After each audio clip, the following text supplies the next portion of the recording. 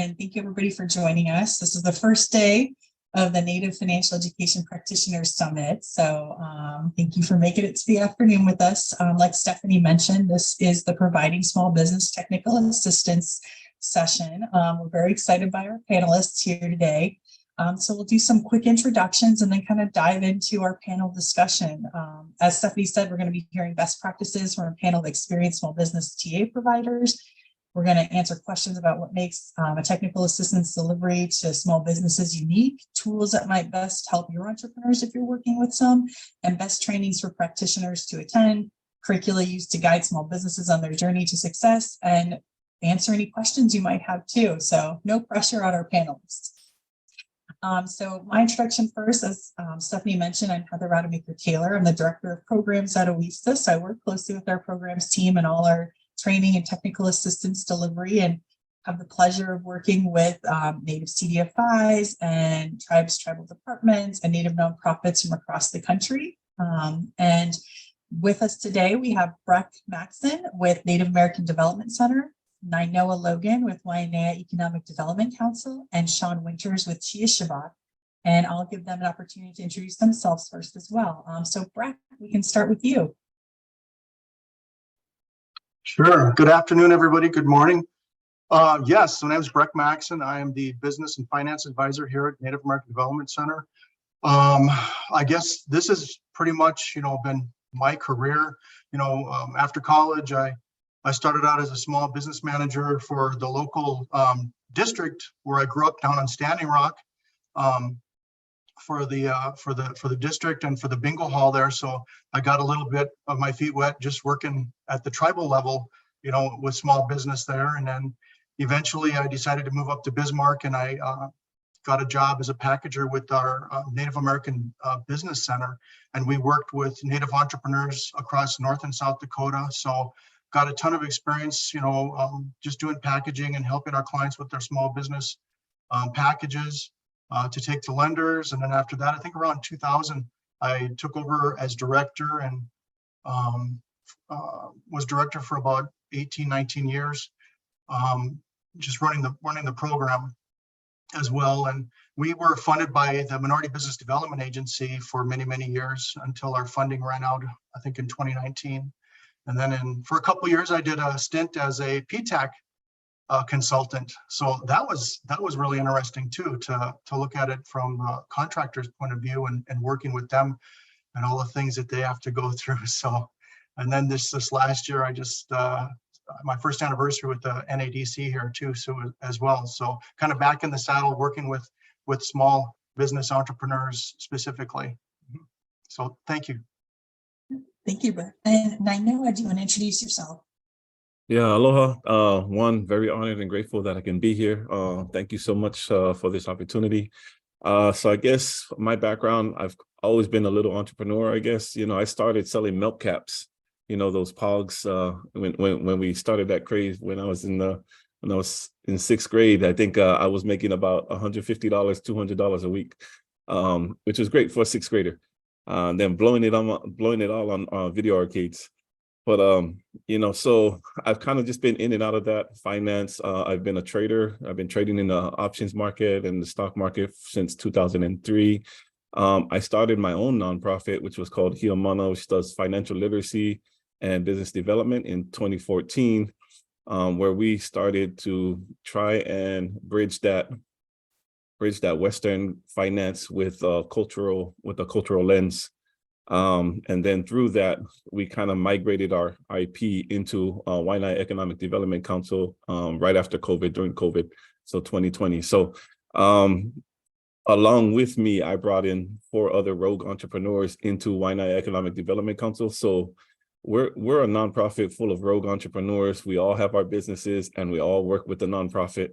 And so, I guess anything financial related, anything entrepreneurial, we just kind of dive in. So I'm looking forward to sharing our experiences and some of the curriculum that we created. Aloha. Thanks, Nainoa. And last but not least, Sean, if you want to introduce yourself. Bonjour, everyone. Again, thanks for the opportunity to be here. My name is Sean Winters, and I'm with Chi Ishabak in Dowagiac, Michigan. And one of the few places I get to do is, we're right about down here. Can't resist to use that visual. But we're a native CDFI that provides resources for tribal citizens residing in the state of Michigan and Indiana. Background really for me, I was a PGA golf professional for 16 years before sticking my toe in the nonprofit world. But I think that, what that really did for me is, as a tribal citizen myself, I just always enjoyed helping people, reach goals, learn something new, being exposed to small business. And then when the opportunity to get involved with Chi Ishabak, I had really not a clue what a native CDFI was, but instantly fell in love with the mission and, kind of took to it, very easily. As a tribal citizen at the same time, it was a very, monumental way for me to give back to our community, and to the folks that work very, very hard. And obviously, we know the model and why, CDFIs and especially native CDFIs exist, really kind of found, my vocation, if you will. So whether it be consumer application or entrepreneurial application, really trying to, empower and nurture our citizens to learn, to grow, and be successful so that they can do what they need to for themselves and their families is just, it's the most rewarding, environment I've ever been associated with. So, as, I've continued to learn and grow, which we always do, being a part of these types of forums have allowed us to do what we do today, and especially me. So being able to be a part of this and share some experience, but at the same time, hear new things too is very exciting. So just looking forward to this afternoon. Thank you. Thank you, Sean. Well, that being said, I'm going to dive into the questions, and probably have a couple of extra ones that I mentioned I might bring up at the end if we have time. But also to our audience, if you want to pose any questions for our panelists here, feel free to put them in the chat at the end of kind of going through some of the questions we already had. We can make sure to answer any questions you might have for our panelists too. So I just wanted to make sure to put that out there. So the first question I had was, what makes TA delivery to businesses unique? And we can start with you, Nainoa, if you don't mind sharing. Sorry. So is the question how we distinguish ourselves from regular like one-on-one coaching type of thing, or just why is it important for a CDFI to be able to do that? Well, you went on real quick. Sorry, I was muted. More like what do you feel like makes TA delivery to small businesses unique in terms of, I guess, relative to other types of TA that a CDFI might provide? Oh, well, I guess from my standpoint, I think it's just more of like, you really get to understand who you're working with, right? That's probably the most important part, because to be honest, everybody, especially indigenous people, like entrepreneurship, problem solving, that's innate in our blood, right? We all know that our ancestors were entrepreneurial. They problem solved whatever came about them. They overcame all of the difficulties. And so being able to connect with your entrepreneur or the person that you're providing TA, you kind of get a feel for what struggles that they're dealing with. And then in our case, we always reconnect them to the culture, right? And so I think that's probably the most, right? So most coaches just come in and say, all right, here's a little technical aspect, and then we're going to just kind of solve that problem. I think for us, we're looking at them as holistically as a person and the cultural struggles of what it takes to intertwine business and culture. And because for some of us, especially for Native Hawaiians, we don't want anything to do with finance and Western, right? And so we have to try and figure out, well, let's throw the Western part out, and can we be indigenous entrepreneurs like our ancestors? So hopefully that kind of helped clarify some of that stuff. Yeah, thank you. And Sean, what about for you at Chi Ishabak? Building on that right there, I think it's so important is that, you're not, it's not just a complete blanket process. I mean, it's not just, hey, here's what you need. You need a business plan. We'll go, do that or figure it out. I mean, it's, you're not just trying to put another loan on your books. I mean, you're really trying to position somebody. So, you create that relationship based on trust, and, we have, some things, being indigenous, regardless of what region or area you're from, I mean, that matters. And to create that and know who you're talking to, where they're at on their particular path. It's not just, one size fits all. Like with any type of coaching or teaching, we're not talking about, rocket science here or anything that needs to be interpreted. It's the delivery and, knowing who you're talking to, because you can say the same thing 5 different ways, but it might just be one particular way that reaches, a particular individual, regardless of the subject. So I think, like I said, really knowing who you're talking to and seeing where they're at and, taking the time to listen so that you know exactly, what they're going to need to hear, how they're going to need to hear it, and the best way to implement that so that they can go ahead and, really complete their project, to its fullest and, to the best of their ability. Thank you, Sean. And what about you, Brett? I have to concur with the other panelists here. I think, for me, my style, there's probably like 3 things, when I first meet with them, when they come through the door here and we sit down and visit, I have to really shut up, and not just start counseling right away, but just really sit down and listen to them and find out, where they're going with this idea, this dream that's probably been percolating in their head for a long time. And maybe they've never talked to anybody about it before until today, so you have to just really be, have the kid gloves on and listen to them, see where they're going with this. And then in the back of your mind, you're already starting to think about things, where they're from, which reservation, what kind of, educational background or experiences they've had, leading up to this idea. Maybe they've been in contracting and they don't want to be the laborer anymore. They want to actually be the guy that runs the show, So I understand that, that eventually sometimes these guys, they do get that entrepreneurial bug and they do decide, hey, I can do this better than the boss can. I'll go get a pickup and a shovel and I'll get paid, so you do, you get a lot of wonderful people walking through your doors and they've got ideas. So you sit down, you listen to them, see where they're at, and just, ask a few questions here and there to just keep them, on task, on focus with their dream that they want to talk to you about. And then I just start to probably ask them, about entrepreneurship. How much do you know about it? And do you understand, that it is a lifestyle? It is just, something you just can't punch out and forget about it in your evening or whatever. I know a lot of small business people, it is a lifestyle and it's your baby, and I hear this from people that do come in that are already in business and they talk to me about their businesses. If they're, maybe, let's say they're having a little trouble or whatever, and they want to troubleshoot this or that and throw ideas off of me. What do you think about this or that? So that is probably the second thing. And then the third thing, when I get a little bit more involved with them in their dream, this idea that they've got, I talk about the 5 M's and they look at me, the 5 M's, what's the 5 M's? And I'll have to attribute this to my banker consultant that I had for many, many years working for me out at United Tribes Technical College. He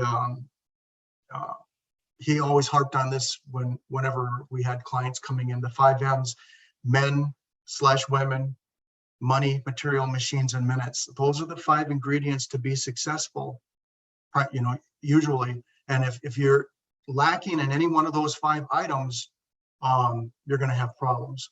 So men and women, what are we talking about? We're talking about the human capital. Do you have the skills? Do you have the people with the background to make this thing run efficiently, keep your doors open?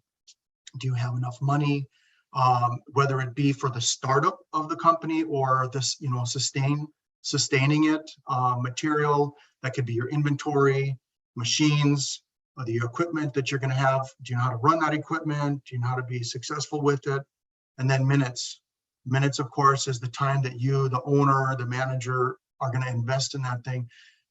I'll be honest, I've had people come through my doors, well, I'm just going to start this company and I'm going to hire everybody and they can do all the work and I'll just sit back and I pour a little bit of cold water on them and say, it doesn't work like that.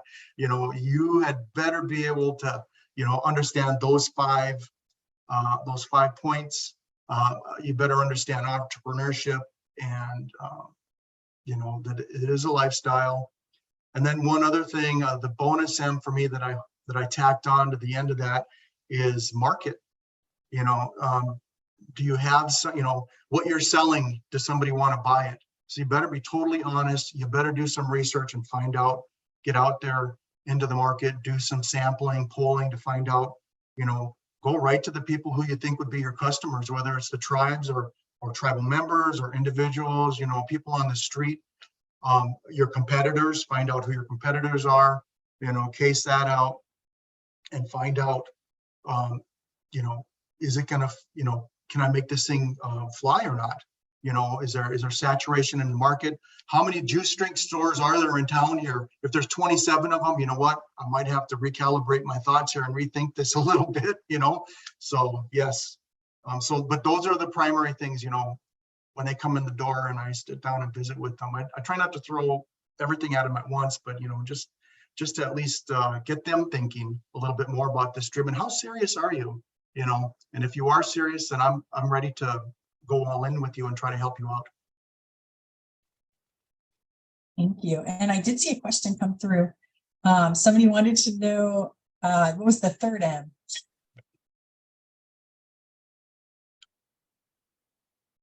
What was the question? Oh, What is what was what the is the third third M? Oh, the third M. So I'll say it again, men/women, money, material, machines, and minutes. So Thank you. And I was going to add to the next question we had is what tools do you recommend maybe to other practitioners to support your small business clients? It sounds like the 5 M's would be a great tool. So I was just going to throw that out there. But Sean, I'll pose this one to you first. It's really nice. I mean, because like Rick was saying is, from an entrepreneur standpoint is knowing, what your skill set is, knowing where strengths and weaknesses lie. I think in order to be also effective or to, even start, a TA program with your small business owners and operators is being open and honest from an organizational standpoint, knowing what you can do. A lot of CDFIs, I mean, I'm sure like everybody knows is you have a very small staff, you have, very limited capacity. And again, for the longest time, we were just a staff of 1 at Chia Shabak. And, I was never going to pretend to be an expert in everything. So I think one of the biggest things for us when it comes to the tools is knowing what we can and can't do as a team. But then what we don't have or what we're unable to do in-house is, creating those relationships or having those resources externally, whether it's, a partnership or a relationship that can provide what you need. And we've been very fortunate to have a number of partnerships with other organizations whose, sole purpose is to provide, detailed, business development, whether it be, legal structure, whether it be financial projections, whether it be market analysis, but that's what they do for folks on a regular basis. And rather than me try to do something, with a 50% effort and, and have that, come out that way, I want to make sure that, our citizens, have access to the best information that can help them. And again, I'm not going to try and let my ego get in the way and say, well, gosh, if I can't help you, I don't know what you're going to do. It's like, I want to make sure that they have the best information, the best tools, the best conversation, anything that they need to get, as much and as accurate of information as possible. So for us, really, it was, realizing we're not a one-stop shop, and to be able to create, another introduction for or bridging a gap for our citizens. And what was nice about that is in small Native communities, it's not 6 degrees of separation. Sometimes it's 1.5 degrees. And so people might know me personally and like, oh gosh, that's just Sean just, flapping his gums again. But if I can take an entrepreneur or someone that we've created a relationship with and introduce them to somebody of note, that has that experience or that expertise, and kind of like, oh my gosh, look what we're able to do, look what we're able to provide you, or look what you're, that environment you're able to learn in. says, you know, again, we're not doing it to try and make our program look fantastic, but it adds some, you know, some integrity to it, that, you know, if we're going to try and get you the best, you know, I want to try, you know, my hardest to make sure that that happens. So it was really taking an internal inventory, seeing what we could and couldn't do, and then filling in the gaps from there. So kind of surrounding our team and trying to create balance organizationally so that we give the right type of service and offering to our tribal entrepreneurs. Thank you, Sean. And what about you, Brock? Any tools you'd recommend? Well, locally here, and you know, and all of our TA people in their own backyards, they probably have an SBDC in their area. I know we've got multiple offices across North Dakota here.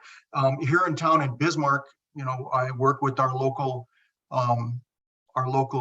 consultants, our SBDC consultants, as much as I possibly can, because quite frankly, they got some nice software, you know, especially when it comes to the cash flow projections, you know, that I don't have it presently at this time. But so we do work with them. But I will say, in terms of the client and tools for them to use directly, SBDC has a business resource guide, and it's, you know, pretty lengthy, but it's very detailed.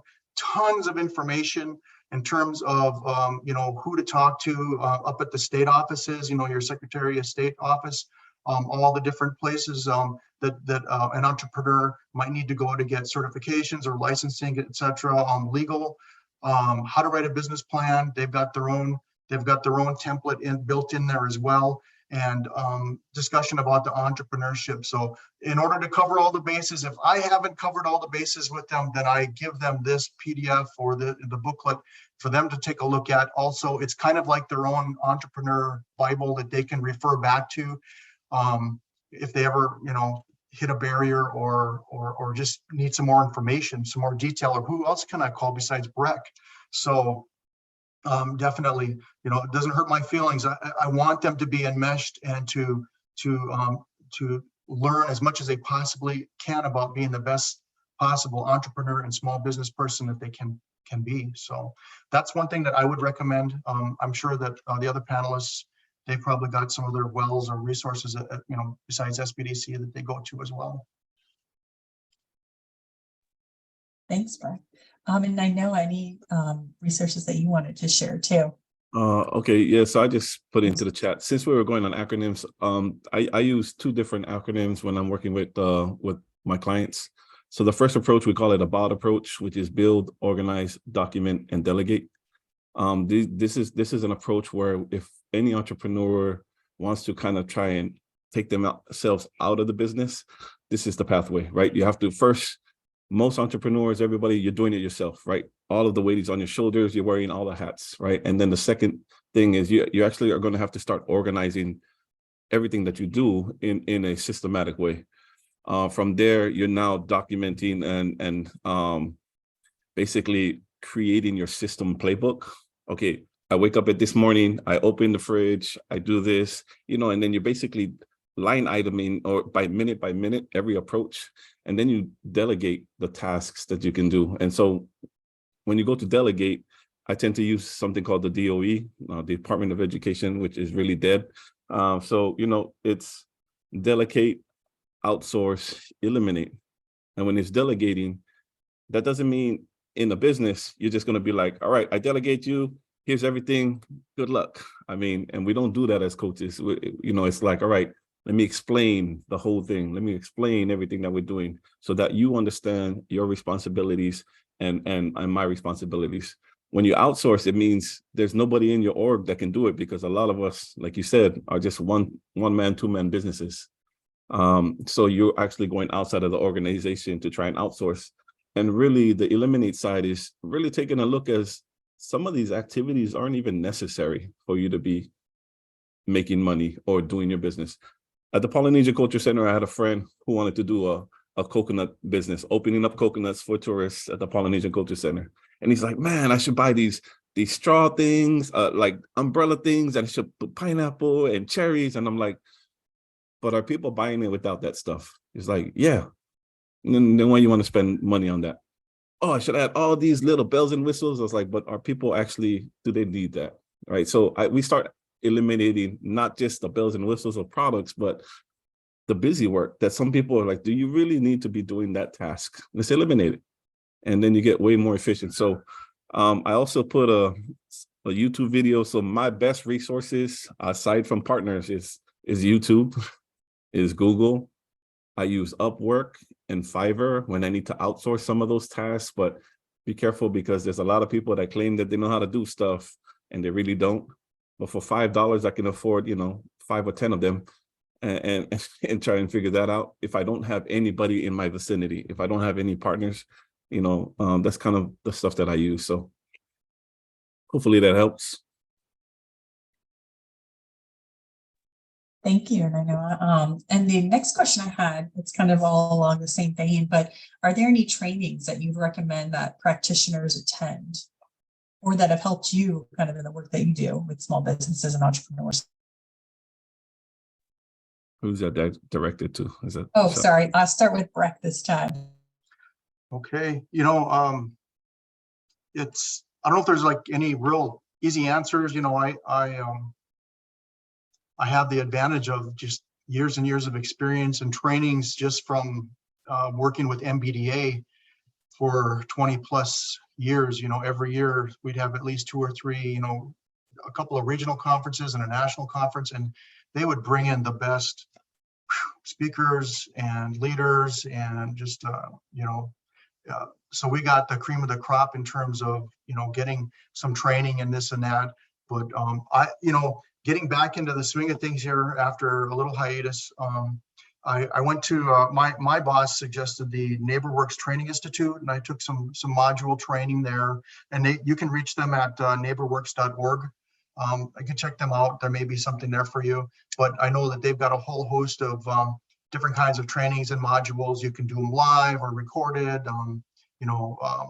virtually, etc. So that's kind of how I kind of got back kind of into thinking about entrepreneurship again, and small business planning and development. So I can recommend that to people if they want to check that out. That's perfectly fine. So.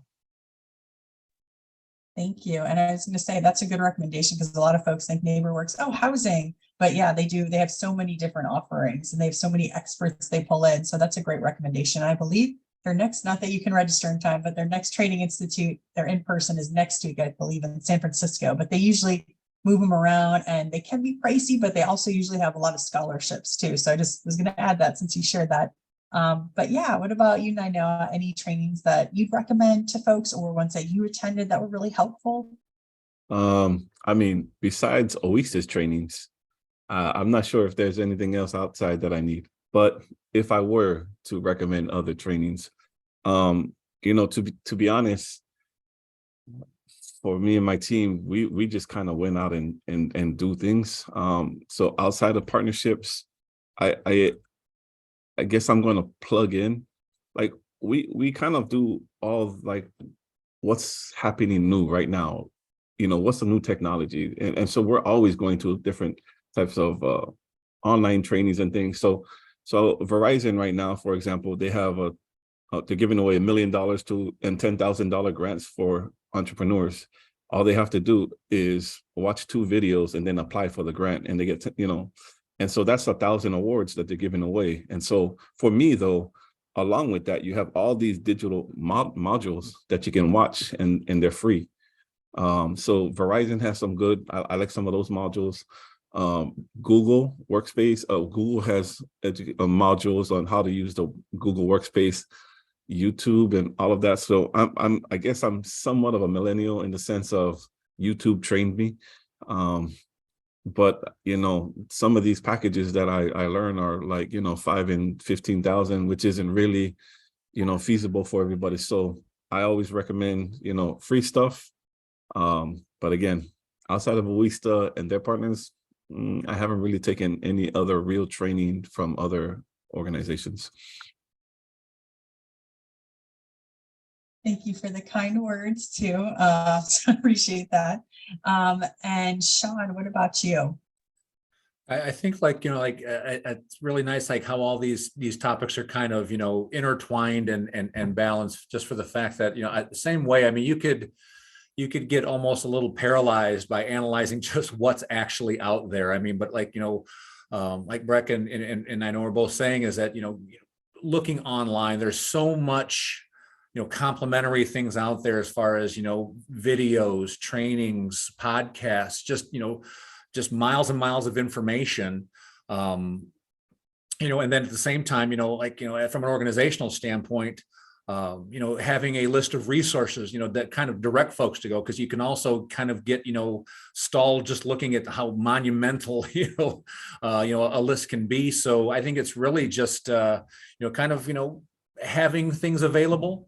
Like I said, I mean, we've been fortunate in Michigan here to have a good relationship with our Michigan SBDC. We've had some good relationships with some individual consultants, and our current relationship is with Cornerstone Alliance, which is a tri-county economic development corporation here that, and part of one of their programs is supplying very detailed and extensive small business development assistance, and we've been able to utilize them, and they'll go ahead and produce calendars with different types of trainings, all various topics. It could be QuickBooks, it could be social media guides, marketing, assistance, how do you even start, just, small business 101.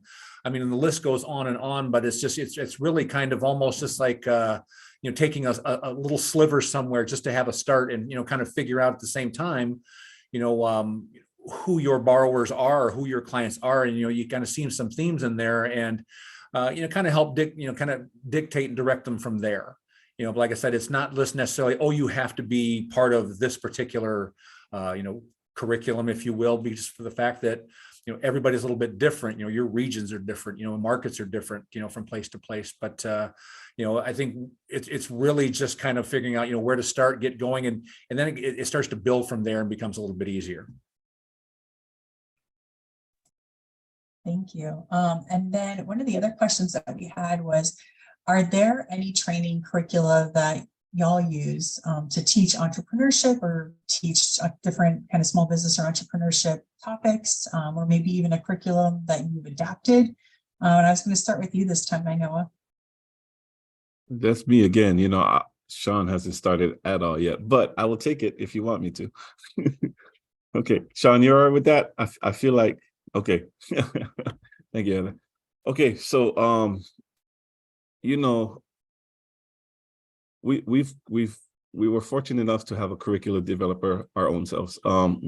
We've developed our own curriculum. What I do know, and hopefully what I would love to share with this group is the best curriculum is our ancestors, right? I'm hands down, right?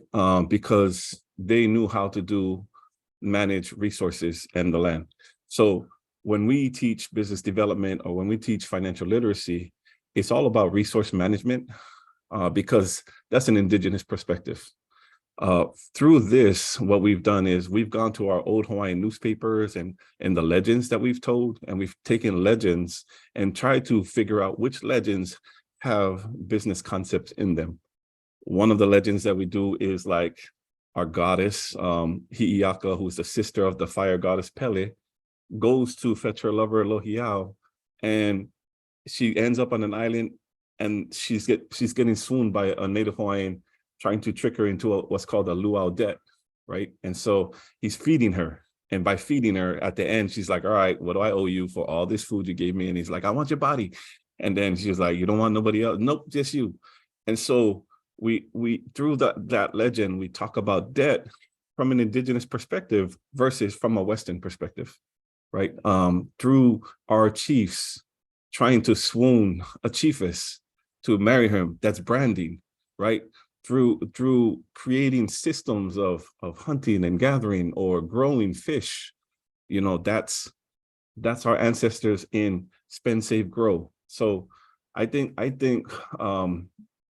we've been able to do this where we've pulled 20 legends that talk about financial concepts, and we've eliminated the idea of we're taking a Western ideology and sprinkling native words on it, and then all of a sudden it becomes indigenous.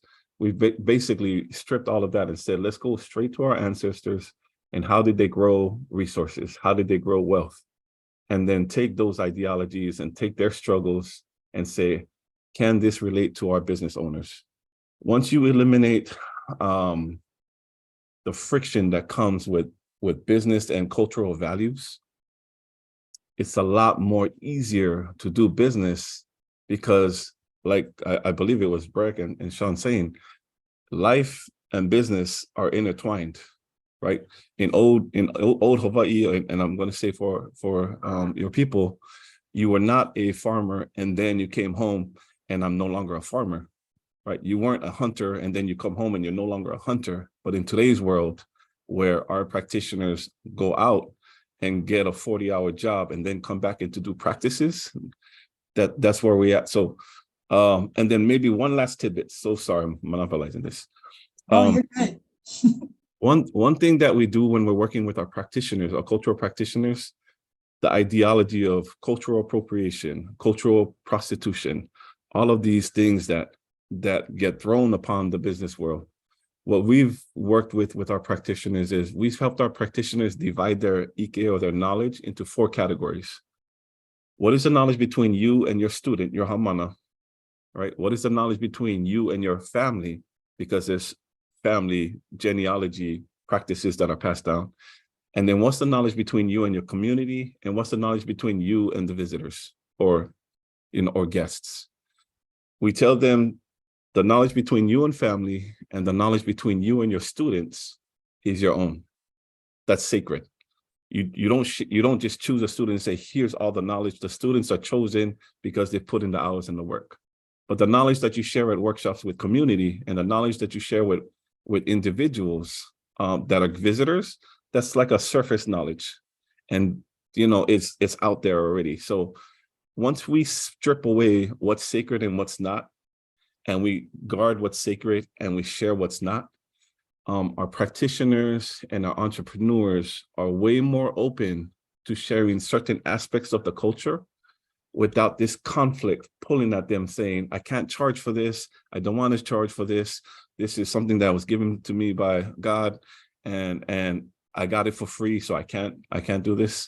Once we did that, that opened it up for our practitioners to fully engage in business development. So sorry. Okay, go ahead. No, we have plenty of time to know. So you're good. And that was beautiful to share. And that was, I feel like, so useful too, to make everything applicable. I know just in some of the feedback we've gotten from groups in particular, it made me think of artists. Like I know with artists, it's very hard to, I guess, kind of guide them in ways to price their art because they're like, well, like you're saying, I'm sharing this and it's cultural. Oh, or it didn't really take me that long, or I don't know, like in terms of valuing that work and thinking of it culturally too. So I like that y'all have kind of built such kind of a thoughtful and deep curriculum almost in that space. So that was interesting to share. And Breck, I don't know if you want to share next. Sure. I don't have any, particular curriculum per se. I'm like Noah said, Google, the internet. There's so many resources out there. So for myself, I've been doing one webinar, maybe 2 sometimes per month on different subjects. I've been kind of going back and forth between credit and entrepreneurship and our micro enterprise loan, stuff like that. So when I do start putting together a PowerPoint, of course, always in the back of my mind, I am thinking, who am I talking to? And I do know this, we have our native entrepreneurs that are rural. We have our native that are in town. They're in the city. So you've got to kind of balance that and understand. I grew up on Standing Rock, very rural. I grew up on a ranch in the Saddle. When I turned 18, I told Dad, I think I'm going to college. Ranching life is too hard. It's too much for me. Pulling calves at 4 a.m. in a blizzard. No, I'm going to go to school. Yes. So yeah, when I am putting something together, a presentation, yes, always in the back of my mind, I've got to be able to answer questions, when I have participants, well, that's not going to work on Standing Rock or MHA or whatever. So you got to be able to, be ready to be able to answer any kind of questions that they have and be fluid in, how you impart information to them about getting their business up and running. So yeah. Thank you, Brett. And Sean, what about you at Shabbat? Again, I think, speaking from experience, I think the best curriculum that we've been able to utilize is truly the native CDFI industry. There are so many incredible practitioners and teams of the various CDFIs across the country. And, if there's ever an instance where I found myself, not knowing something, or didn't want to maybe utilize one of the relationships we had, there was always, a colleague somewhere that has experienced that, or would be willing to share. I still have yet to come across somebody who has not opened up their doors or rolled out the red carpet for another native CDFI practitioner. So, it's so incredible, the group that we have, the family that we truly have. And, it's not competitive. We're all family at the end of the day, and nobody is ever going to turn their back on somebody else. Just the willingness to share, and what they have to share too, just the level and the depth of the knowledge, the tools, the best practices, anything that can assist your organization to ultimately assist your citizens is just, that's the best curriculum. And it's not to downplay, because we never wanted to actually just subscribe to one, because I always kind of felt, personally, that we're going to do this, then it kind of takes the onus off of us. It becomes a little less intimate, if you will. And then that way, if we can go ahead and copy somebody on a conversation we have with somebody, it lends a little bit more weight. I think it makes them feel a little bit more special and attended to. So we always like to do that, because again, like the very first question, is knowing who you're working with, and creating that trust and relationship, and making that individual feel empowered and listened to. I think kind of helps bring out of them what they're hoping to get from you, and sometimes they find it within themselves just from the support that you're able to give them. But the CDFI industry, the native CDFI industry, again, we know why the CDFI industry is here. It's a model that works. And then the native CDFI industry, we know it works. It doesn't always get the credit that it deserves, but we're here, we're having functions and forums like this because it works. And we're trying to make sure that the world sees just how talented, our target markets are. There's a lot of incredible, indigenous entrepreneurs out there, and, it's our jobs to be creative and find ways to give them their day in the sun, so that, they can, do what they need to do, or do what they're supposed to do. Thank you, Sean. And now we kind of got through our set questions that we have. So I just had a couple that I was going to pose, and anybody can answer, everybody can answer, kind of whatever, moves you. And for the audience too, if you have any questions that you want to submit in the chat, or even raise your hand, we can take you off mute. Definitely feel free to put those in too. But yeah, so I guess my question would be, are there any other, we kind of went through a lot of tools and curricula and all those kind of pieces. Are there any other best practices that you would recommend for practitioners in this space, in the small business space?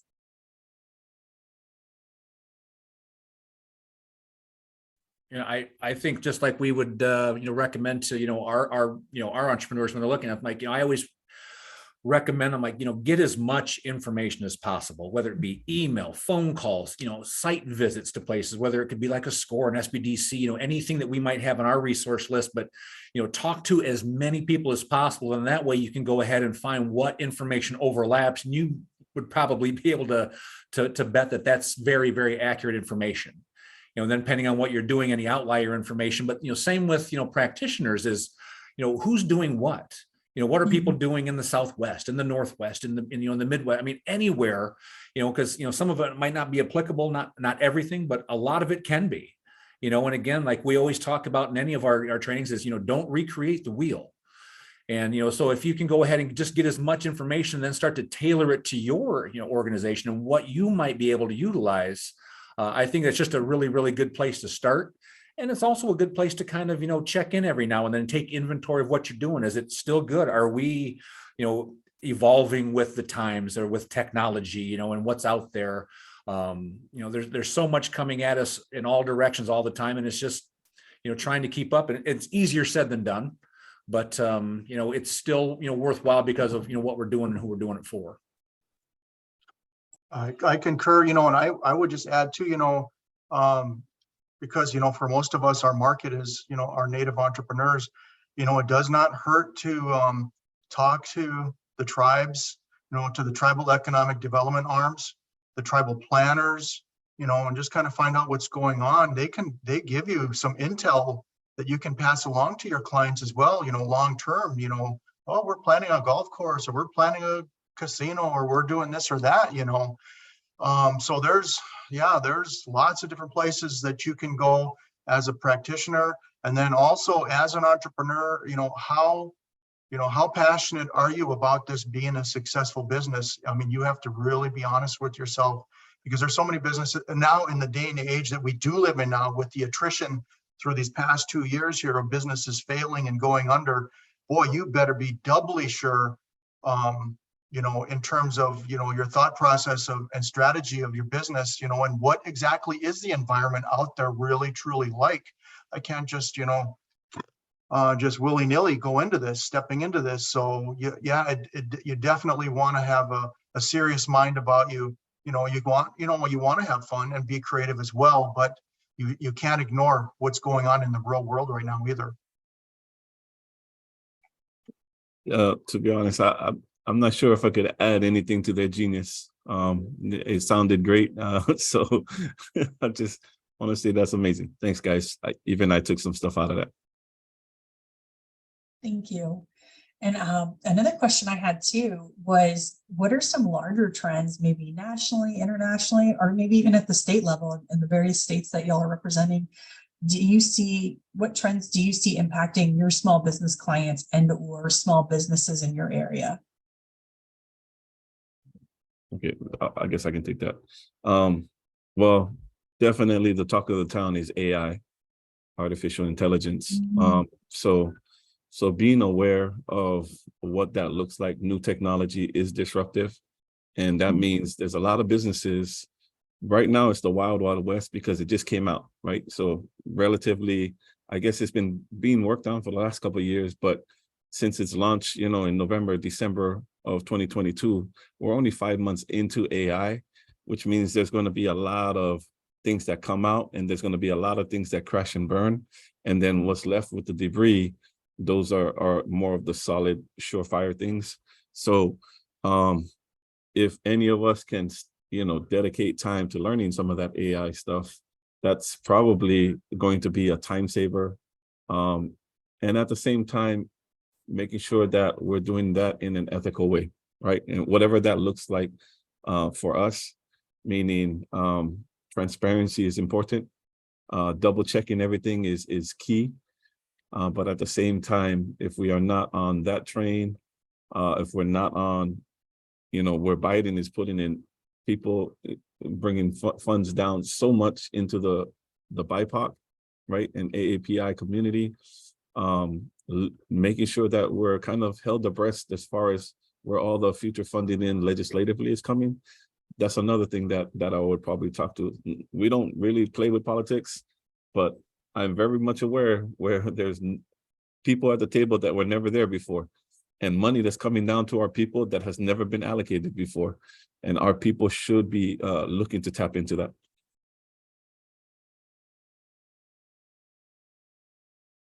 Thank you. Brad, Sean, anything you wanted to add about any trends that might be impacting the small businesses you're working with? And if not, no worries too. No, I think, I mean, it's, you know, such a good question. I mean, because I think, you know, it's very easy to get, you know, caught up in the day to day, and, you know, trends are trends for a reason. And I think it's, you know, really kind of paying attention, you know, to, you know, bigger, broader, you know, things that are happening, because I mean, it trickles down and it affects everybody a little bit differently. You know, but one of the things that, you know, we're trying to become a more active part in, like Noah was saying, is,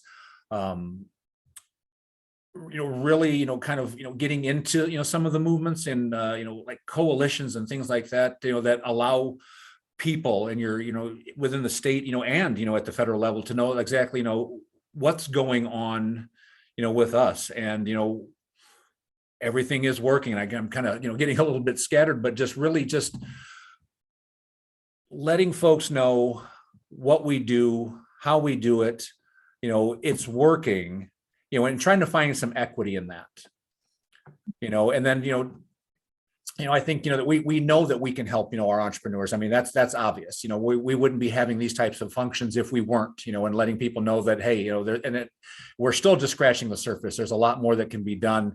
But then also as practitioners, making sure that, we're also telling that story to, other people that might not know about that story. Because it not maybe directly helping the entrepreneurs, but at the same time, if, another avenue of funding, comes down, to, our particular niches, in the CDFI industry, that ultimately then takes care of our entrepreneurs, a little bit more healthy. So, I mean, not sure if that really is a complete answer. I was just kind of hit me. And then once it came to verbiage, it kind of got a little crazy. So my apologies. For myself, in terms of, trends, and this is just a little aside to our tribes that have any kind of land base at all. If you see Bill Gates coming around, lock your door. Don't answer the door.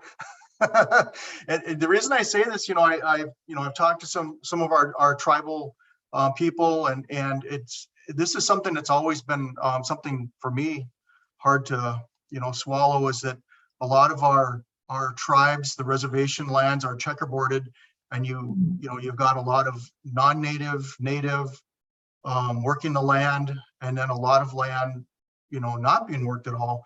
But I'm a proponent of more native ownership and more native farmers and ranchers. And I am heartened to see, like on Standing Rock is down the road, so I'm just using that as I'm picking on them because they're right down the road. I grew up there. But some of the districts are getting more aggressive, going after CDFI dollars or whatever dollars they can get their hands on to start their own farms and ranches. And I'm like, go for it. Yes, we've got all of this land. It is amazing. In my travels, going around the Dakotas, that's one of the biggest assets our tribes have, but it's so checkerboarded, and you've got a lot of non-natives that are reaping the benefits. They've got the best farmland, they've got the best rangeland and the biggest units, and they're the ones driving around with the biggest pickups and the most grain silos. And I'm thinking, what's going on here? This is our land, this is our reservation, our tribe, and everyone's living day to day. How do we reverse that? So I mean, and I know there's not an overnight quick fix to stuff like that, but it does make you think. So I'm applauding some of our tribes that are trying to get their youth more interested in the one big asset that we truly do have, and we stand on it. It's at our feet. It's one of those things that we can take advantage of and build wealth in perpetuity for our people and for our native families for years to come, if we do it right. Thank you. And I did see a question come in from the audience too. From your area of expertise, what are your calls to action in the financial industry in general? I think that, we've kind of been, calls to action have been going on for quite a long time. And I think in the last year, just from my personal experience, going to a couple of other conferences and talking to other organizations, native specifically, is I think that more and more people are really starting to open their eyes to the native CDFI movement, and what's truly going on, and the success, and just how powerful it really is. And I just think that right now a call to action, beyond just, technical assistance, or the loans themselves is, we're always told, to develop and to tell your story, from a quantitative to a qualitative way. And, talking to as many people, if it's just, op-eds, if it's talking to, your local governments, if it's talking to your state governments, and your federal lawmakers. I mean, but anybody that you can talk to, there's so many avenues now that, have an outlet for us to be a part of. And it was really exciting to see at the last NCN annual policy summit back in December, just the sheer number of really kind of like that high up government level, individuals that are wanting to learn more and be more a part of what the native CDFI industry is doing and what they need. I mean, so, those long time calls to action, I think are starting to, definitely pay off. So it's a long time coming, but I think we still have a lot more to do. But really, it's telling that story, and still doing what you do, because the more folks that you're working with, and the more successes you have through your technical assistance and through your loan programs, I mean, that just continues to paint a brighter picture, and it makes it easier to tell, because you can't argue with what everybody's doing. I mean, we're doing it, it's working, and it's not going anywhere. I mean, we're not going to let it. So, the more, ferocious we can go out there, with those stories and the confidence and the passion, which everybody has, otherwise, we wouldn't be here right now. That starts to, chip away at the, the barrier walls, or the stereotypes or the prejudices or whatever it might be. They're there, but all we can do is keep doing the work we're doing, keep talking to the people that we talk to, and it happens. It sounds cliche, but it does work. Yeah. Awesome response, John. Real quick question, Connie. Just to clarify, what you're just talking in a general sense, what are some things that we want everybody in the industry to be doing? Is that what you're asking? Yeah, sure. Thanks for asking. I know, yeah, so being in the financial service industry as a collective, people of color, marginalized communities, I feel like we are making some progress. I see it, I feel it.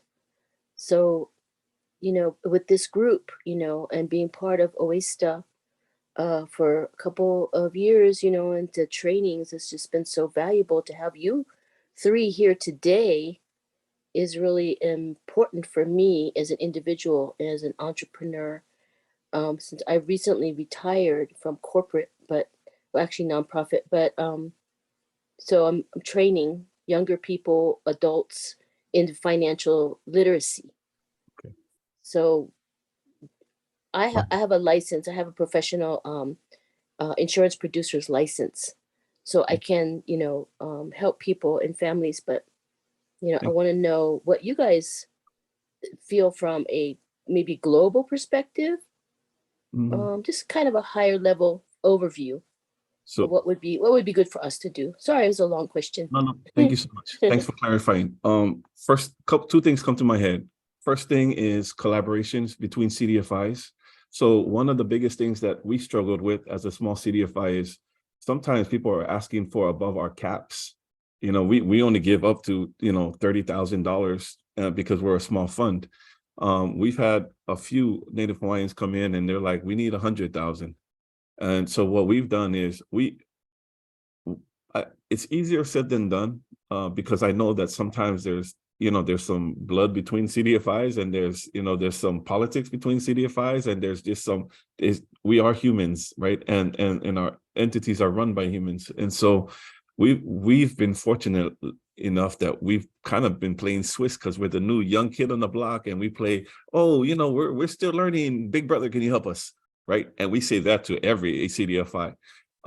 And so when we had a $500,000 loan, we had 5 CDFIs chip into it in order for us to get a $500,000 loan out the window.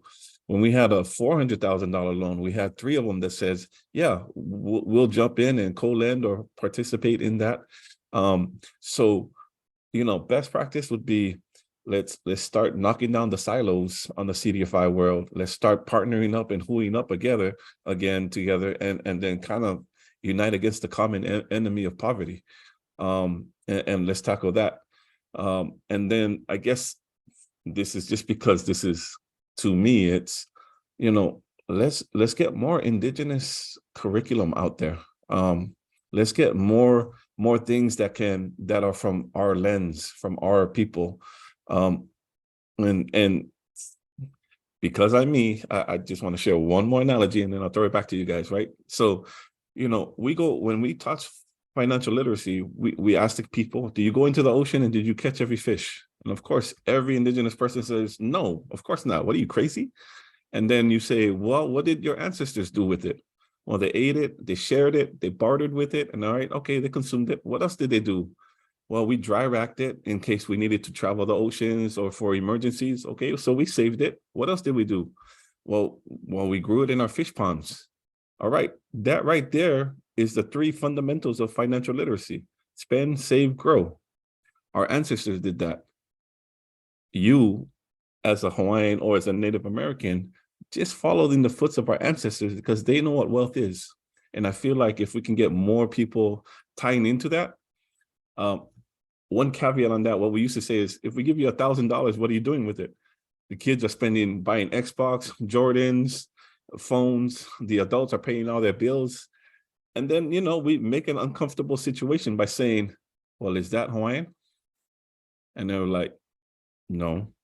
I was like, what does a Hawaiian do with their resources? Do they eat it all? No. All right. Did you save any? No. Did you grow any? No. That's not a Hawaiian concept. Consuming everything is not indigenous. Spend, save, grow. Following the footsteps of our ancestors. And I feel like our people will eliminate all of these Western ideologies and these Western titles upon us. And then we'll make it out of there. Okay, off my soapbox.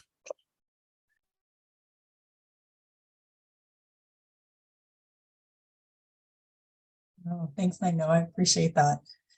And I love that we're getting questions from the audience too. So I'm just, okay, cool. Just good feedback. I was seeing if there are any other questions.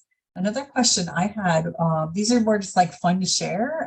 And so, definitely put more questions in the comments. I did see one about why so many. Well, I mean, with 65, that still doesn't cover kind of like the whole country or every kind of Native community that might be out there. We're talking about Native CDFIs. We can speak more to that at Oweesta versus the wider CDFI industry. But I do know that I saw the question about boards. The boards don't make any money off of kind of any of the CDFI activities. All the funding kind of goes back into activities or maybe salary to hire more members more team members as you're growing, or back into the lending as you collect payments from your clients, then you're able to lend to more clients. And so that's a lot of how the funding works. And some of the like CDFIs, specifically some Native CDFIs, serve very small communities. They might just serve one community and like that's what they want to do. So that's why there might be so many, it's because there are so many in different communities. Yeah, and I see a question from Darcy. Yeah, absolutely. You can unmute yourself and pose a question. That's totally fine. Thank you, Heather. It's good to be with you folks. I really appreciate your knowledge. And except for me, I have a nonprofit and I'm just simply concerned with building Native economies and getting our people off the streets. And for me, it's about trading the stock market and developing their own trading plan. But when I hear about these CDFIs, when I first started with the Oweesta, there was only like 13 that I can remember, community development fund investment groups that were Native led and operated. Now, all of a sudden, I'm seeing like 1,400 across the United States. And it makes me sit back here and wonder why. How come there's 1,400 and not more centralized? Why aren't a few people coming together to offer more resources to those of us? Why are there so many offering a limited amount of resources to such a widespread geographic? And then my second part of this question is, what are the basic guidelines to opening your own CDFI and a basic, I mean, if you can do an ABC business template, or better yet, I can't think of the term for it right now, but yeah, a business plan. I'm so confused about exactly what is the purpose of a CDFI. When I hear the name, it's like, oh, Darcy comes along and says, I have this great idea about selling frozen fry bread and getting it into Fred Meyer's. And then, or screen printing T-shirts or something, and starting an apparel business. So I come to my local, how would I even go about finding the investment group for me in Gig Harbor, Washington? Thanks for taking the time to hear me out and to answer my questions. That's a lot of information to keep. So thanks for letting me share it on this summit. Yeah, no, thank you for posting that. And I'll definitely open it up to our panelists. And I saw that Stephanie put in some information. So technically, if you look at it one way, you could just say you're a CDFI and you're a CDFI. The big thing is, though, that you want to be certified. And so that's all done through US Treasury, and they have 7 certification criteria. They might be updating that soon, but Stephanie was putting that in the chat too. And so, like I said, I'll let the panelists answer as well, but essentially what CDFIs do that's great is, especially in particular with small businesses, is provide maybe training and technical assistance, or connect you, a small business owner, with training and technical assistance.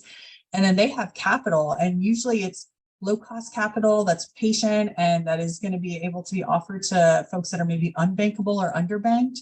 And so they have more flexibility because technically, for instance, if you're a loan fund, there are other types of CDFIs, but a big number of them are loan funds. You're technically unregulated, even though there is kind of a certification process. And so you have more flexibility with taking risk with who you lend to.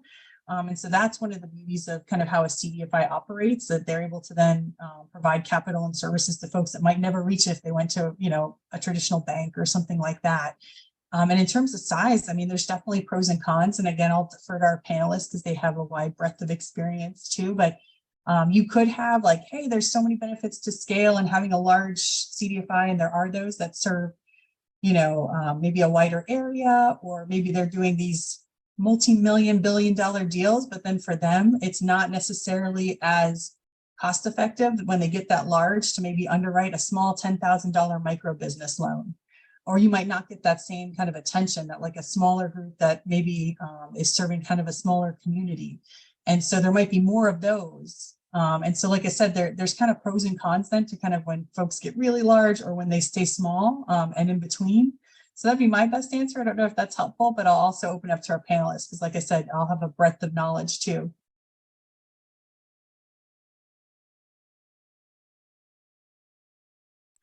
I mean, I think like you, and I heard a small part of that question, like, where do you go in a certain location? I mean, a great, resource is where you're at right now. I mean, Oweesta, being a national intermediary, I mean, they've, got a ton of relationships with CDFIs, native CDFIs, certified and, perhaps not certified or emerging, which again, that doesn't mean that they still can't do things, for other tribal citizens, or entrepreneurs.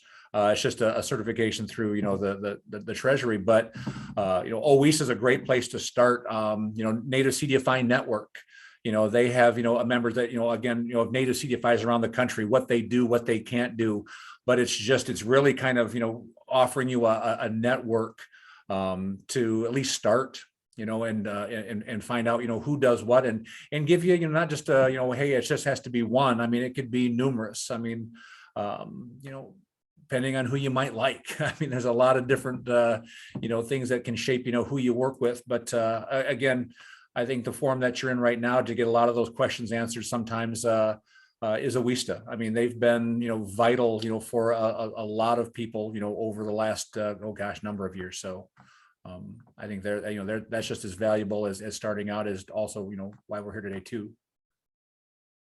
Thanks, Sean. And I was going to say, we're almost at time, so I want to be mindful of that because I think we have about 5-6 minutes. So I was going to either open up to maybe share either any closing thoughts you have for any of our panelists, and or maybe either a success story you're most proud of with a small business, or maybe most interesting or innovative small business you've come across. So I know I'm just throwing a bunch out there, but maybe either a closing thought or something really interesting you've done or seen from a small business to kind of close it out. And also I wanted to thank you all so much for all of your time too. Oh, go ahead, Rex. You can go. I was just going to say, to echo, and I know we're closing in on our own little collab with another small native CDFI just down the road on Standing Rock here. So we're crossing our fingers that we're going to get that one closed here shortly. So, but yeah, I do agree. Yeah, definitely strengthen numbers, and it wouldn't hurt, if our tribal leaders, would it be so bad maybe to think about starting their own banks on the reservations as well? A lot of our people, they go off the reservations to do their banking, and I know technology, a lot of stuff is done online now, of course, too. But of course, there is that thing, that human touch, that tangibleness, just something there to that too, to have a bank that you can go to that's there for our small business people, and sit across the table or the desk and a handshake and help get a deal done. to start a business or expand it, etc. So would that be so awful? You know, I would love to see more of that. Yeah, I'll go ahead and add on, and then Sean, I guess you can close us off. But for me, and to kind of relate to you, Darcy, is, you know, for us, we're an emerging CDFI, so we don't have that official stamp yet. I mean, we got to make about 10 loans, so we need about 4 or 5 more loans. But the reason why we wanted to start a native CDFI bank was, one, we felt like our area wasn't getting the resources that the other areas were getting. And so the beauty of setting up a CDFI is we go out and we pull the resources into our geographic area. We go out and find the partners, and we find the people, and we say, hey, look, nobody's helping us. Can you help us? Right. And so that's the first thing. And then 2, you know, we get to meet the people, we get to work with the people, we get to celebrate the success of another indigenous person. For us, for Native Hawaiians, I mean, it's just, there's nothing more. I mean, it's probably more exhilarating but exhausting being the person running the business and growing the business.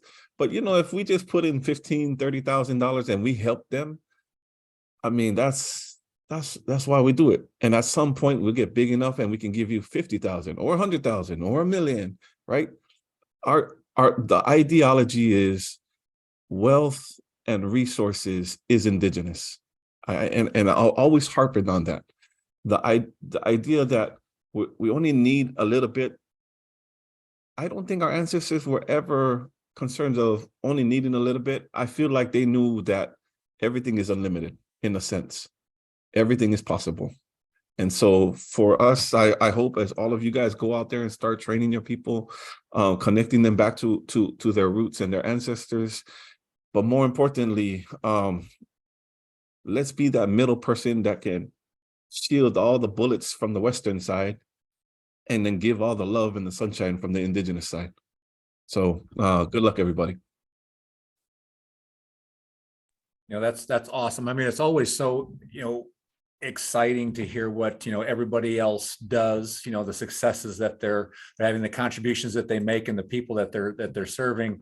One of the things that I look forward to, because I think, you know, the model that we go by, you know, technical assistance, development services, lending, I mean, yes, you know, but I think the best is yet to come still. I mean, there's still a lot of challenges. I mean, what's everybody's biggest barrier? And it's still, you know, it's still capital themselves.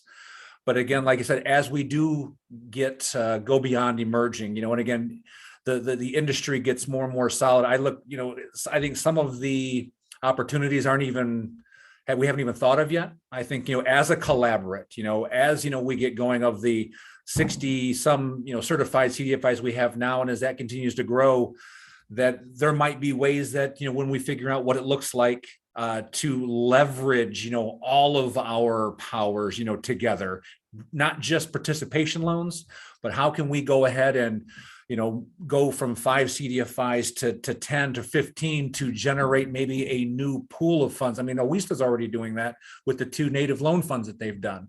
You know, they created some capital and a couple of opportunities that wouldn't have been there.